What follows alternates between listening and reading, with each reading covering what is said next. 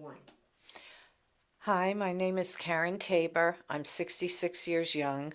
Today is October 11th, 2013. I am doing this recording at the Bellmore Memorial Library, and I am interviewing my mother. I am her daughter, her oldest daughter, and we're doing an interview of her history in Bellmore. My name is Roslyn Taber. I'm 88 years old. Today is October 11th, 2013. I'm at the Bellmore Memorial Library doing this, and I am the mother of Karen Taber, who just spoke. Okay, Mom, I'm first of all so glad we're doing this project here, but also we realized on the way over that today is the 52nd anniversary of the day you moved. We all moved to Bellmore. How weird is that? October 11th, 1960. 53 years? Please. 1960. So 53 years. Yeah. So today marks 53 years of your Yes. move to Bellmore.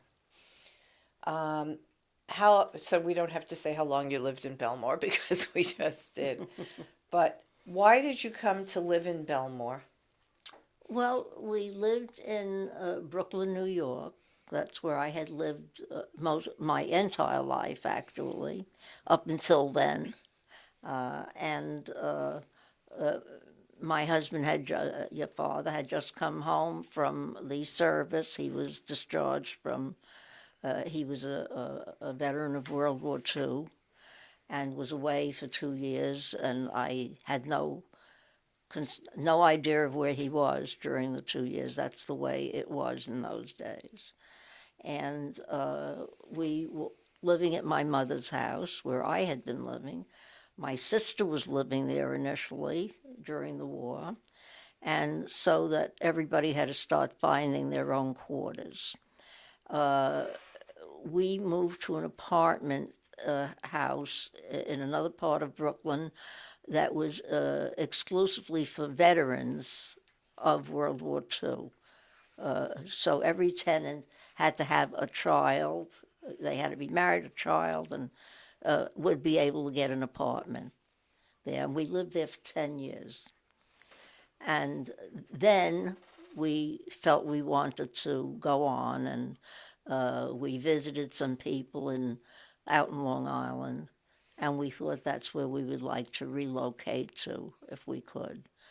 And we looked around, and my cousin moved next door. She already lived on Long Island in Suffolk, and she and her mother had a house just like mine in Merrick.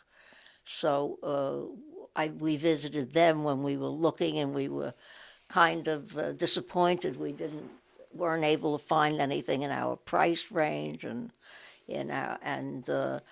she said that she had the spot builder, and if we liked her house, he had different lots in different places, and she would put us in touch with him, and that's what we did.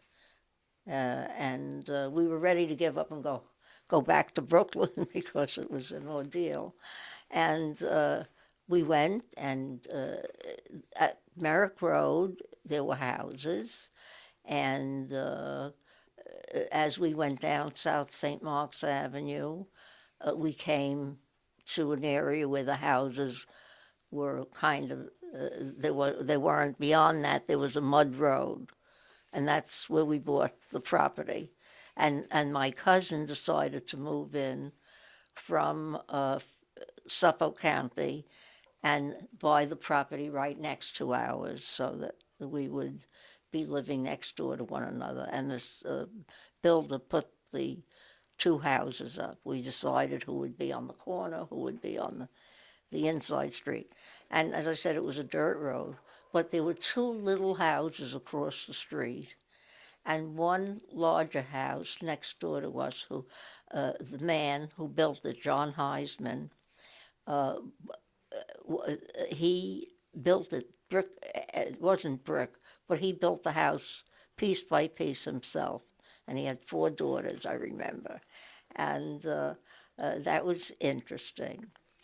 Uh, we had an option of whether we wanted a front porch or a larger living room, and I remember we thought about it and we decided we were moving to another area completely. We were in an apartment before that, so we wanted the porch, and we were never sorry. It's 53 years later, and we were absolutely never sorry that we did that. And everybody who has visited was not sorry either. They enjoy the porch. So that was a plus for us.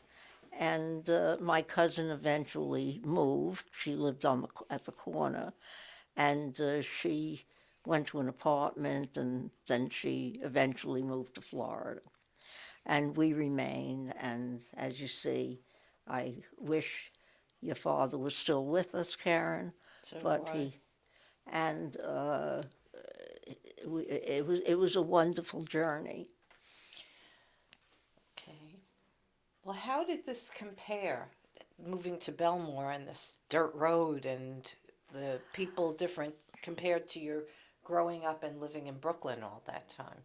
Well, it was very, very different. But of course, when you live in an apartment building, it was wonderful for the children growing up because there were children in every apartment. And I had lifelong friends from, they moved to different parts, but we were lifelong friends. And I'm still very close to the children of the people who are not here any longer. And their children are very devoted to me. Well, growing up in Brooklyn, you could hop on a bus or take the subway or something like that, whereas Long Island, as I remember it then and now, is much more an automobile based community. Or Well, I learned to drive out there, and I was very proud when I passed my driving test. And your father asked me in his inimitable way, "Did you have to pay anything to get your license?" Very encouraging. But of course, I was number one U.S. citizen, which that's what I was accused of. I was always right, very proper. So uh, I did learn to drive, and it was very necessary to be able to drive the children back and forth to different places and to get around at all. And it became a way of life, and I drove for many years until the storm took my car, my most recent car. Just the hurricane took my car. What was it? Two and a half. a year ago, A one year year ago, ago. 1 year Yes. ago for that, yeah. And it was in the garage, and the seawater even invaded the glove department, Compartment. the compartment in the car, yeah. And so it was. I watched them tow my car away, and that was the end of my driving days. Now that I'm 88, I no longer. You hung up your keys. Huh? You hung up your keys. I hung up my keys. Is right. How did your parents, who had been in Brooklyn since they emigrated from Europe, how did they feel about your moving to Long Island, to Bellmore? I don't know if my mother was that happy about it, but they loved coming out there. They came out there almost every weekend, so that they saw the other grandchildren in Brooklyn on the way. They made their rounds, and they ended up at our house on a Saturday toward late afternoon, and would stay overnight and spend Sunday with us. And it became pretty much a regular thing for them to do that, and it was wonderful for the kids, my children, and it was wonderful for us. Did you find the shopping, food stores, things like that, equivalent or very different than how it was when you first grew up in Brooklyn? Well, it's very different than Brooklyn, certainly. Uh, in Brooklyn, it was a regular thing. You could go out 3 times a day if you needed to, and walk to the corner and get to the stores. And of course, here it wasn't just like that, but I did have the car and I was able to go, and more stores opened up, as the neighborhood became a lot busier. And I don't know if this is the appropriate time, but I wanted to relate the story of the two people who lived across the street from us You read my when we mind. moved in. And there were two tiny houses, like bungalows. And directly across from us, there was a couple, Mr. and Mrs. Fields. Mr. and Mrs. Fields were truly a landmark of Bellmore. They would go to pay their school taxes. She would get all dressed up, and they would go to the bus to take the bus to.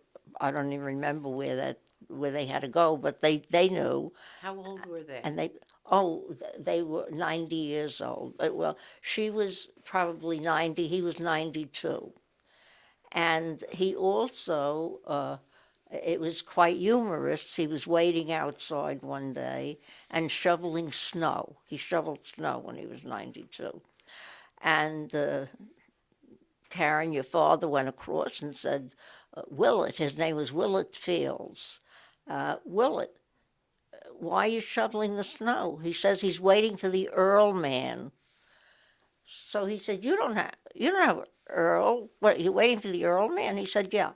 So he said, so Dad hung around, Karen, and he waited, and this truck pulled up, and went into his driveway, and the man got out of the driver's seat, and he says, hello, Willett, and he has a paper bag, like a grocery shopping bag, and he had a bag of wood. And it was a bag of wood, and they had a stove where you lifted the lid, and they put wood in there to get. They didn't have electricity. They had lamps. They had these lamps that they lit. Kerosene lamps. And kerosene lamps. Kerosene lamps, yeah. And that was their cooking. And the wood was the delivery from the Earl man. Could you possibly tell the story of two stories that I remember that happened? One when Mrs. Fields came across to use your telephone one day, and the other of Mr. Fields and his TV when he thought it was broken. Yeah, Mr. Fields, I guess one of the children bought him a TV set. And one day it was dark. There weren't any street lights yet, and it was still the dirt road. And all of a sudden we were in the house, and we heard, "Put your hands up." And we put our hands up because we didn't know exactly what was happening at the time. And it turned out that Willard had this TV on, and he couldn't hear so well, and so we didn't know quite what it was, but that's what it was. It was he had this radio or television or something that was playing quite loud, but very interesting people. And once she came across, and she said, "He's so difficult." She said, "He's not." He was much older, Karen. 96, I think. He was probably about 96. I said 92. And he built the ladder. First of all, the ladder had all uneven rungs with wood, just pieces of wood, any kind he found. So one had a wider end to one side of the step, and he put it against his roof, against the roof, and he climbed up that ladder at that age. And Dad often ran across the street to hold the ladder. But what did she say to you with the telephone? Oh, the telephone, she said, "Here's a dime." She says, "I have to call the doctor. He's impossible. He said he needs a doctor." What did they used to do before they had you to ask to use the telephone? Do you remember how they got in touch with the doctor? They sent a postcard. They sent a postcard to him at the time. Yeah. And it was so interesting because And when the daughter came, one day she said to me, she was outside, and she said, "I hate when my daughter comes." I said, "Why?" She said, "I hate when she comes. She's so crotchety, and she's always complaining." she so she couldn't handle it. And the daughter got out of her cab, and she had come to visit them. And Mrs. Fields used to go out and help her into the house, That's help the right. daughter Mrs. into the Fields house. helped her into the house. Yeah, and it was quite interesting. But and then he once had a little bouquet of I don't know, they were dandelions or something, and he was coming across the street, which took about 20 minutes, and he said to me, "Here, these are for you." And to me, he said, "These are for you, and when you're finished, don't throw them away. Hang them up in the garage, and next year we'll plant next year he's going to plant them." I wasn't talking about next year. He was talking about next year. And they did well, and they were very entertaining. And she used to have a baby carriage that she walked up to the A&P, which was in town then, and that's where she did her shopping with the baby carriage. I don't know where she got that from, because I don't know if they had baby carriages when her children were born. But they were very interesting people.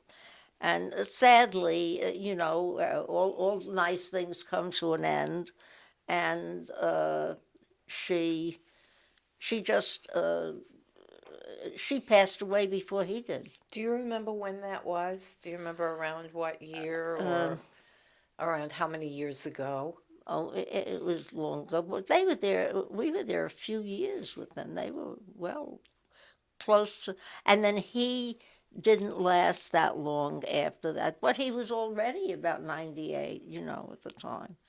So, And he used to cut his grass. oh, cut his grass with the scissors.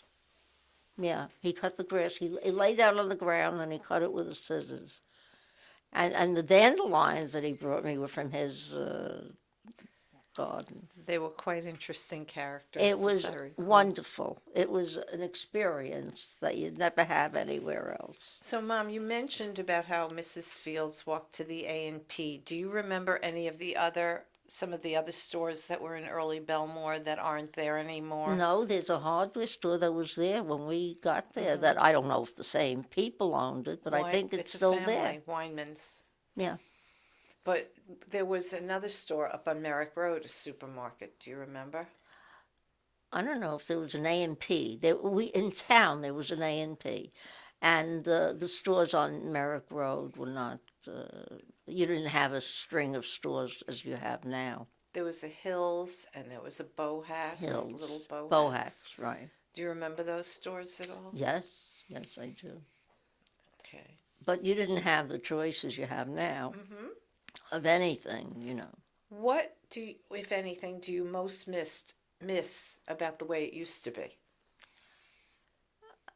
I I think it was friendlier, actually, even though you didn't have a communication system. And I did have, I had friends, who I met in that time who lived there before I did, and in fact, one of my friends still lives there. She's my age, and she lives around the corner. She's not there right now. She's visiting her son, yeah. And but otherwise, there aren't very many sane people in the neighborhood. What about the schools that went up? Because it was quite Oh, different on your street yes, back in the beginning. Yeah, my street became a very busy street now with school buses and things, and it has been for a while.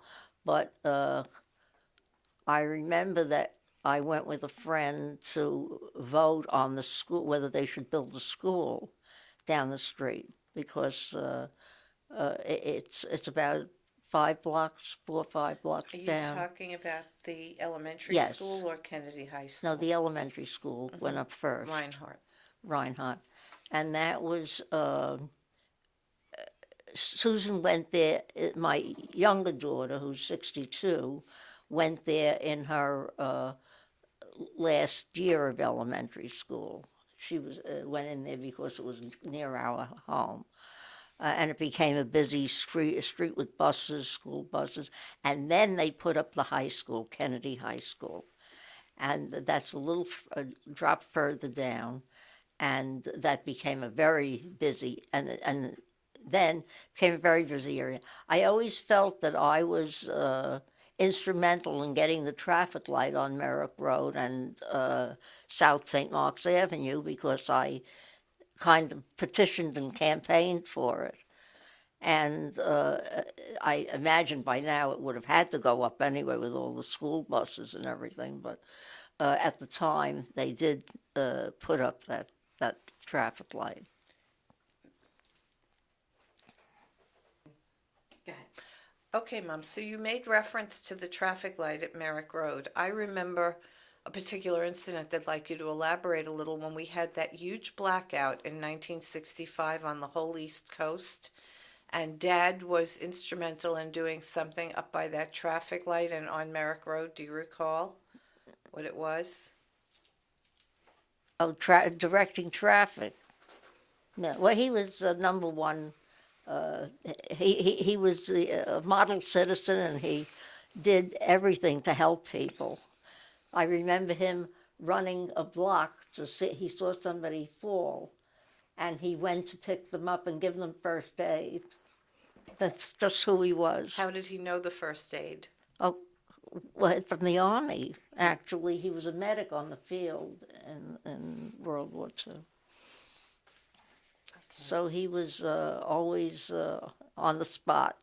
Outside of my father, who was a character, what are some of the other characters you remember from Bellmore who are like street fixtures, people we know? Like Mrs. Higgins. Yeah, Mrs. Higgins. Mrs. Higgins, everybody knew Mrs. Higgins. She walked in the middle line on Merrick Road. I always remember that. And I said, it's a wonder a car didn't kill her because, and she was odd. She was strange. I wouldn't say odd. She was strange. She spoke and she talked into space, and she wore unusual get-ups. Do you remember what some of them were? No, do you, Karen? Yeah. What was it? She wore a two-piece bathing suit at a point when that really was not flattering, walking down the middle of Merrick Road. It was, yeah, it was odd, yeah, to say the least. And she became, everybody knew Mrs. Higgins. Everybody spoke about her. I don't know where she lived. She was just there and walking, as I said, in the middle of the road, didn't move. The cars had to move. And that was another interesting character. Do you remember, since we associate Mrs. Higgins with the new post office, she was always hanging around there, but do you remember the old post office in Bellmore, where it was, and that we used to go there? Well, I think it wasn't in the same No, it wasn't in the location. same spot. No, I'm not remembering that. Okay, that's all right. But it was very interesting watching it grow. And there was a very old house, which is still there, right up near Merrick Road, about the second or third house down, and has a historic sign in front of it that dates back a couple of centuries, I think. Just beyond the Hess station. It's the house right next to the Hess station. Yeah. I think. Yeah. And Um, I used to have it memorized, but since I'm 88 years old, I don't remember you're the sign. allowed. Listen, I forget more things and I'm not 88 years old. Is there a store or a shopkeeper or a restaurant that you really miss that's not there anymore? I remember a Chinese restaurant that you liked. Yes, there was, but I really don't remember the name of it. And I remember the way the area grew. You know, that where you had everything after a while. Can you tell a little bit about that? just that you noticed that that this was getting to be a popular area, and it was like small town at first, and then you saw that it was just being, little by little, you had everything there. You had every kind of store, every kind of facility, in the area. What about the movie theaters? Well, we had the itch. I guess every town has an itch. We had the Bellmore itch, and it was always referred to that way. And What was it like back in the early days when you went to the movies at the Itch?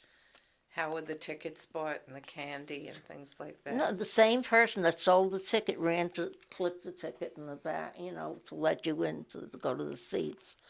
So and sold you the candy if you were going to buy a candy bar. So that was early on. As I recall, they had a bridge table that was called a bridge table at the time, and the woman who ran it bought the candy at the A&P, and she sold the candy off the bridge table after selling you the ticket from a roll like they had at a carnival. It was different. It was a little not primitive, but And for the times. when you saw the movie in there, what would happen if the fire station alarm went off, and still happens? Oh, you heard it. You couldn't hear the picture because it was you heard that right in the theater, and the picture went on, kept going. What about the train tracks? I remember you Oh, driving me to okay. school. All right. Now, if we went to a synagogue on the other side of where the station is, and that time the train was not elevated. So if you happened to go at that hour, anywhere near that hour, you could wait for at least 20 minutes to a half hour for it to stop, a train going this way, a train going that way, and they had the ties down, and you just couldn't get through from the north area, just on the other side of Sunrise Highway actually, until they elevated those trains, and that took a while. So it was interesting. I remember my cousin who lived next door once called me up, and you didn't have cell phones either. And she had to stop to call me up because she couldn't get back, and she had left dinner on the stove because she had to go to pick her daughter up, and she got stuck on the other side of the railroad ties. And she must have gone in someplace and used the phone to call me to run into her house and shut the fire. What effect or effects do you think that growing up in Bellmore in the suburbs had on your children as opposed to possibly growing up in the I city? think Dad and I always felt, Karen, that it was a wonderful move, that it was a perfect move for us. Because the apartment house living, and although I was very involved with the schools, with the PTA and with things, but actually there was no comparison to the schools out, where we in Bellmore where we lived. It was a different feeling. You just had a different sense of the whole system, and I think it was more personal in a way, being there than in the city, and so that I felt that was a very good move. I remember Karen was the youngest person in the high school because she had gone, and we had to go up to school because I had to go because they didn't know whether to retain her in the grade she was coming from in Brooklyn, and because in Brooklyn she had made what they had, the junior high school, the 2 years, the 3 years and two, and whatever. And I guess you entered school a little early too because your birthday was in uh, April, and you somehow did that so that they questioned that she was old enough. And you were the youngest one, I believe. I was the youngest graduate from Mepham High School 2 years at later. that time. I don't know if it's still that way. but academically she was on the right level, and they kept her there. So. Okay. I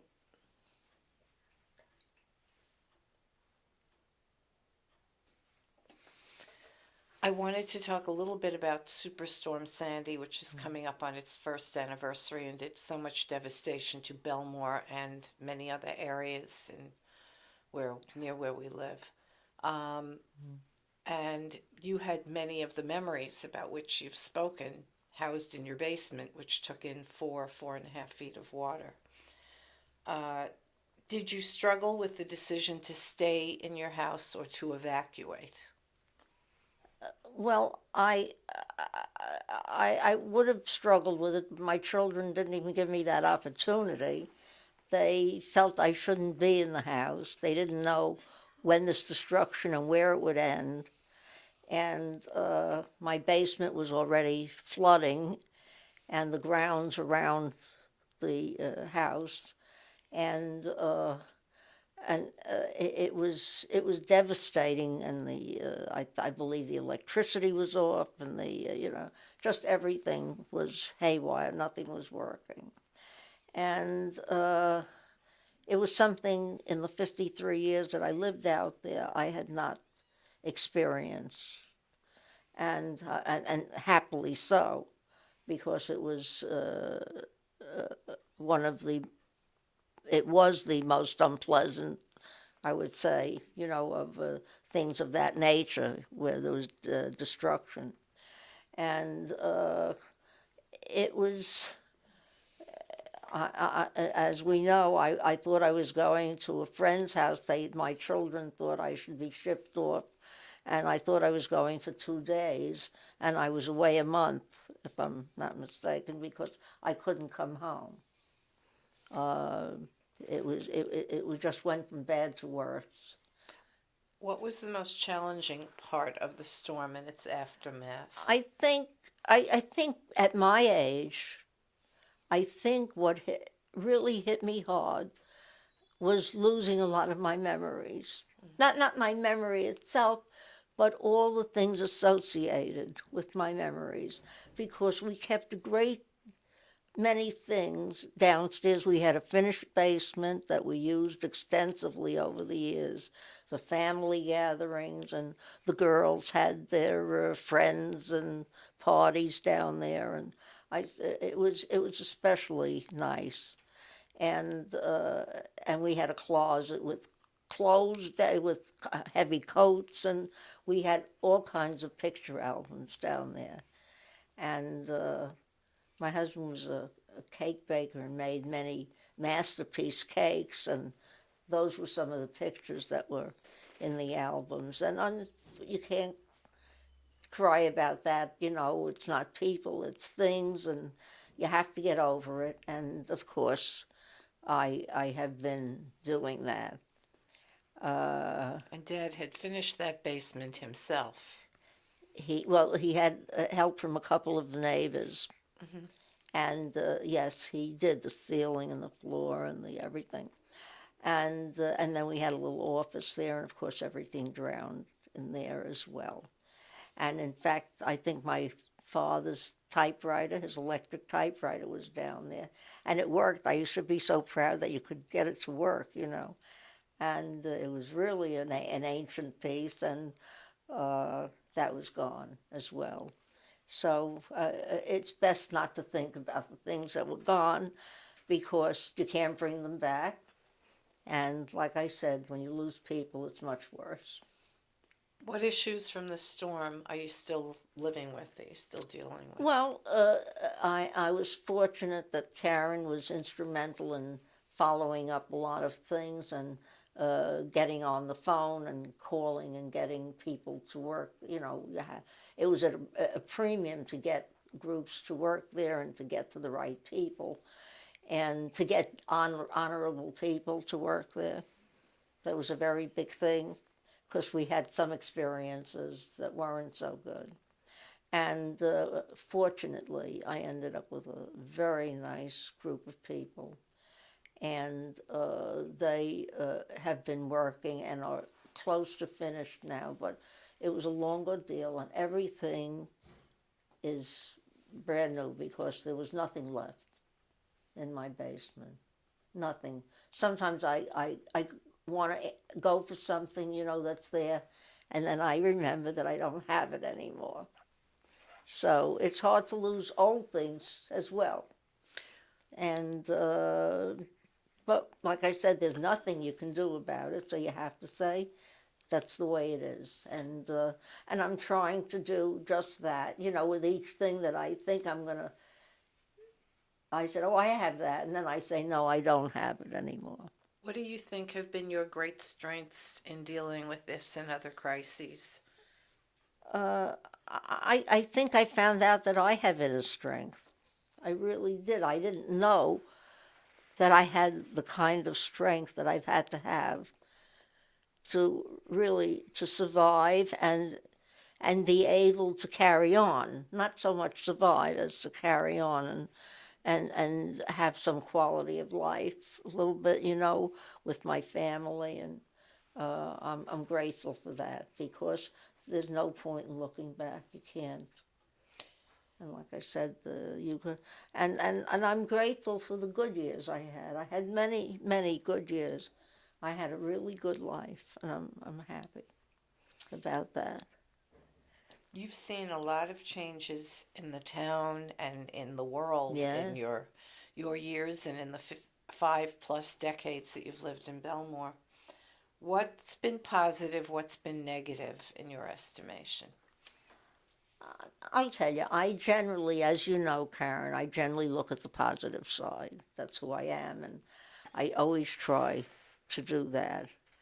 And so that I kind of, I had an aunt who used to say, I don't look at that side when it wasn't pleasant. And it was a good motto. It was kind of, and that comes into my head when I start thinking about negatives. And I say, look, I got to meet these wonderful people from all over the country who have been so kind and so good, The workers, the you mean? workers who have been working for me. And they're just wonderful people. And it wasn't a bad experience, which it could have been. And I do recall the few that were not good experiences, where people were trying to make a fast buck, like they say, and they didn't care who they made it on. And that's the way, unfortunately, there are all kinds of people. And that's why we pick and choose the people we choose to be friendly with or, associated with. And that's that's my kind of motto, so to speak. And It sounds like a remarkable history, and I know the part of it that, that I know personally.